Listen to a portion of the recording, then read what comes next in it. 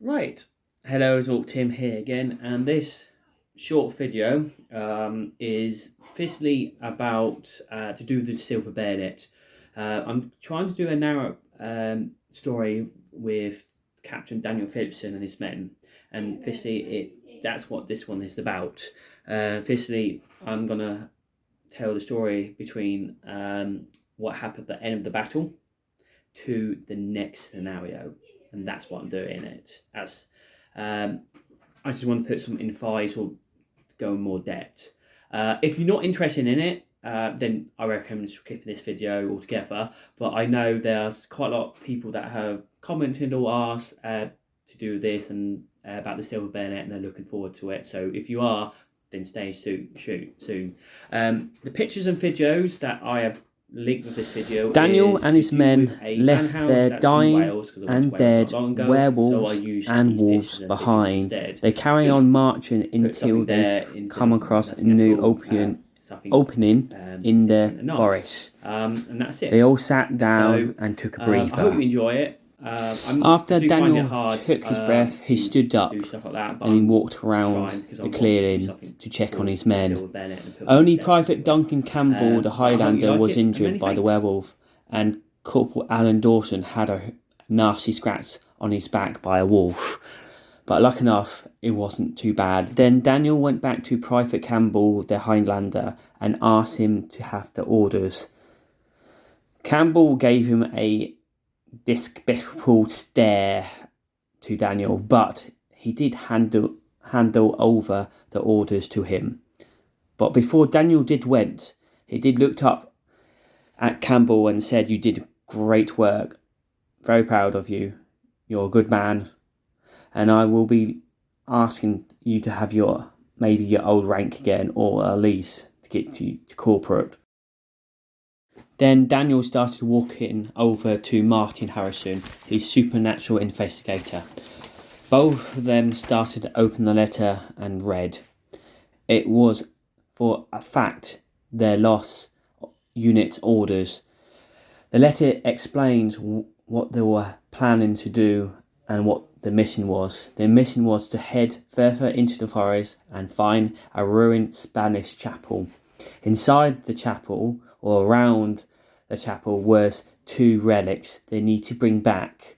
It did explain there were dangers could be in the forest and a lot more. And also there was a really awful but for certain map explaining where to go to find the church, with a compass beside it.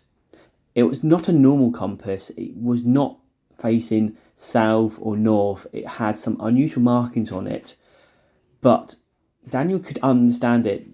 So, like, go north, just follow the true symbol behind it. After reading the letter, Daniel and Martin started discussed what to do next. Daniel wanted to have a rest for him and his men, but Martin wanted to trek on, and he was not cooperating with Daniel. He was being arrogant and stubborn. But Daniel was in charge of this mission, so he stood up and put him in his place. Daniel then put all the letters and the compass into his coat pocket, and he turned around and shouted this to his men. "Right, men, in a couple of hours' time, we are marching forward further into the forest to find a lost chapel. This is our new mission. I want you to heal up and grab some food." After Daniel saying this order, the men seemed to relax and calm down and seemed happy. One by one, the men started rumbling through the bags for some food or medical supply. Daniel sat down on top of the log.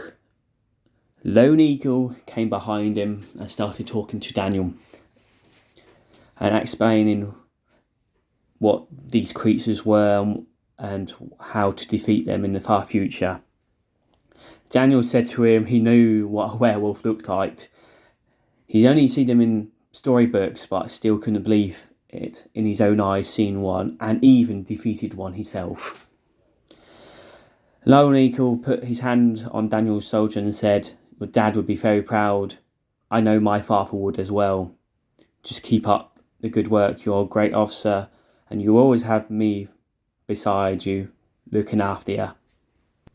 Then Daniel got something to eat and something to drink, and rested for a while. Then Daniel looked at his watch and noticed the hour was upon them.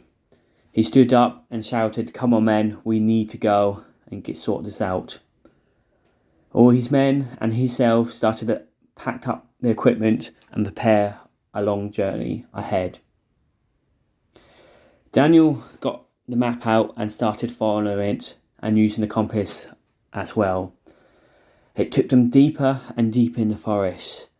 After a day-long march, Daniel and his men started getting tired. Then all of a sudden they came to a clearing ahead of themselves. They approached it carefully. When coming approached it, they noticed a Spanish church in the centre of this clearing. It was eerie. It didn't seem right. The church was perfect sound and no damage were upon it. Then Daniel noticed some movement bumbling around the graveyard. He's noticed this bumbling movement before. At the end of the Battle of Tavarilla, it was the undead, or zombies in different terms. These creatures are not difficult to get bats off, but they can come with great numbers, and firearms don't take them down well. Only in close combat seems to dispatch them easier. Then all of a sudden, Lone Eagle from behind whispered in his ears, "Sir, these creatures you can see upon you are not the ones that are the threat. I can sense but something lurking in the forest nearby that is more evil and nastier than these foul creatures. I just want to give you warning." Daniel always took his opinion high gratefully, always. Lone Eagle was a fantastic scout, and he's won with these spirits and creatures before. Daniel turned around and said to Lone Eagle, "Thank you, I appreciate it. Do you know what lurks in this forest?" Lone Eagle says to him, "I'm sorry, sir, I do not know, but it's a powerful creatures that can bring back the dead." Taking Lone Eagle's word, he stands up and says to his men, "Move forward and carefully. This is our objective upon us. Watch your back and your sides. Keep an eye on each other. Be true Englishmen and protect each other for king and country."